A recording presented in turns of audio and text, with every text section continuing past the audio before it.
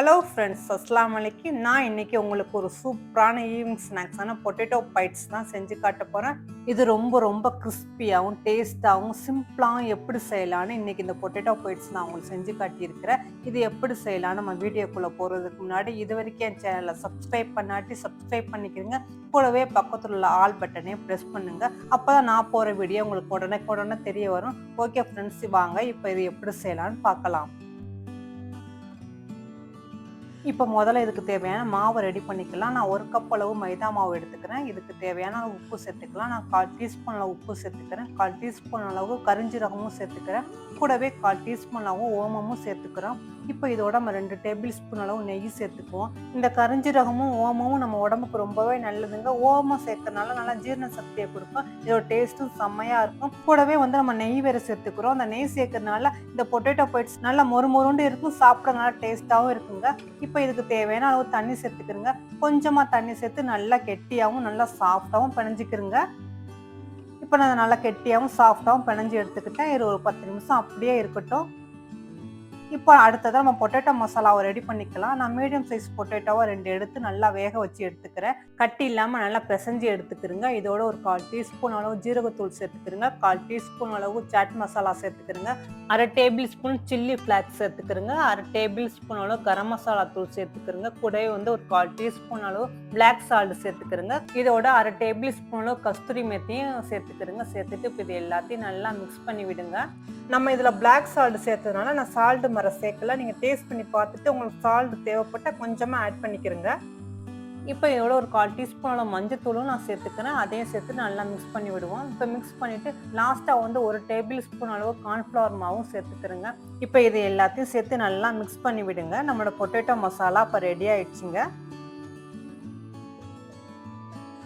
இப்போ நம்ம பிசைஞ்சு வச்சுக்கிற மாவை வளர்க்க ஆரம்பிக்கலாம். நான் இப்போ நல்லா பிசைஞ்சு வச்சுக்கிறேன். இப்போ நம்ம சப்பாத்தி கட்டையில் வச்சு நல்லா சாஃப்டாக பிசைஞ்சு எடுத்துக்கிறோங்க.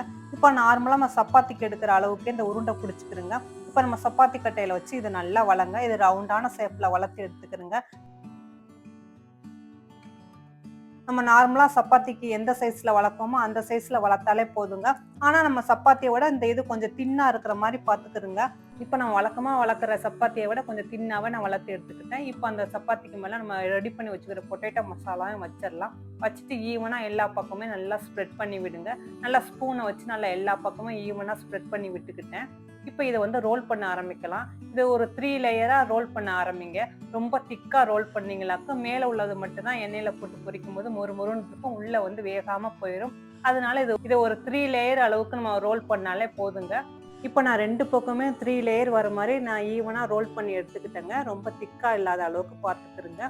இப்போ நம்ம சென்டரில் இதை கட் பண்ணி எடுத்துடலாம். இப்போ கட் பண்ணிவிட்டு அந்த இதையும் நம்ம நல்லா டைட்டாக இதை க்ளோஸ் பண்ணிடுங்க. நம்ம மசாலா எதுவும் வெளியே வந்துடாத அளவுக்கு. இப்போ நான் இதையும் நல்லா க்ளோஸ் பண்ணி எடுத்துக்கிட்டேன்.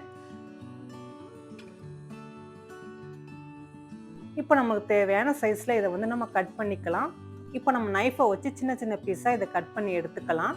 இதே மாதிரி நம்ம மற்ற மாவையும் சப்பாத்தி மாதிரி வளர்த்து அதில் மசாலாவில் வச்சு ரோல் பண்ணி இந்த மாதிரி கட் பண்ணி நம்ம எடுத்துக்கலாம். இப்போ நம்ம கட் பண்ணி எடுத்ததை எண்ணெயில் போட்டு பொரிக்க ஆரம்பிக்கலாங்க. நான் வடை சட்டியில் எண்ணெய் ஊற்றி வச்சுருக்கேன். எண்ணெய் நல்லா சூடாயிடுச்சு. இப்போ நம்ம கட் பண்ணி வச்சுக்கிற பொட்டேட்டோ பைட்ஸ் இதில் ஒன்றா போட்டுடலாம்.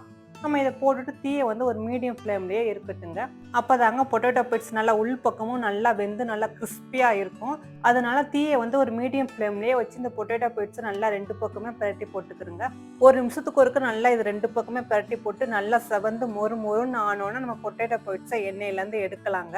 இப்போ இது நல்லாவே வெந்து மொறுன்னு ஆயிடுச்சு. நான் ஆயிலேருந்து எடுத்து வேறு ஒரு பிளேட்டில் வச்சுக்கிறேன். இப்போ நம்மளோட சூப்பரான கிறிஸ்பியான பொட்டேட்டோ பைட்ஸ் ரெடி ஆயிடுச்சுங்க. நான் பிளேட்டில் வைக்கிற சத்தத்துலேயே உங்களுக்கு தெரிஞ்சிருக்கும் இது எப்படி மொறுன்னு வந்திருக்குன்ட்டு. நம்மளுக்கு ஸ்பைஸியாக சாப்பிடுன்னு தோணும் போதோ இல்லை ஸ்கூல் விட்டு வர குழந்தைகளுக்கு ஈவினிங் டைமில் சிம்பிளாகவும் இந்த சூப்பரான ஸ்நாக்ஸ் நம்ம ரெடி பண்ணிடலாங்க. இந்த பொட்டேட்டோ பைட்ஸை நம்ம 1 வாரம் கூட வச்சு யூஸ் பண்ணிக்கலாங்க. இது நல்லா ஆறணுன்னா ஒரு காற்று போகாத டப்பாவில் போட்டு வச்சுருந்தா கண்டிப்பாக 1 வாரம் வரைக்கும் இது மொறுன்னு சூப்பராக இருக்குங்க. இன்னைக்கு நான் செஞ்சு காட்டினேன் இந்த சிம்பிளான கிறிஸ்பியான பொட்டேட்டோ பைட்ஸ் உங்களுக்கு பிடிச்சிருந்தா மறந்துடாமல் லைக் பட்டனை ப்ரெஸ் பண்ணிக்கிறீங்க.